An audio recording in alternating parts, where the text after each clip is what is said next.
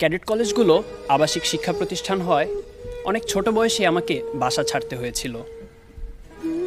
তারপর একে একে কেটে গেছে প্রায় 6টি বছর, কিন্তু সপ্তম শ্রেণীর সেই ছোট্ট বয়সে বাসার কথা যেভাবে মনে পড়তো, আজ 6 বছর পরেও ঠিক একই রকমভাবে আমার বাসার কথা খুব মনে পড়ে।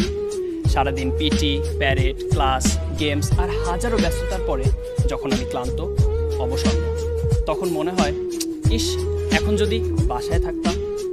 আর তাই তো আধো রাতে যদি ঘুম ভেঙে যায়, আমার মনে পড়ে মায়ের কথা, আমার বাবার কথা, ভাইয়ের কথা। তাতে আমাদের ঠিক কী মনে পড়তো আমার জানা নেই, তবে যখন খুব ছোট ছিলাম তখন আধো রাতে ঘুম ভেঙে গেলেই মনে পড়তো সকাল হলেই স্কুলে যেতে হবে।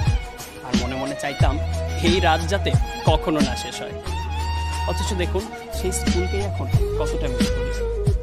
সত্যি বড়ই বিচিত্র।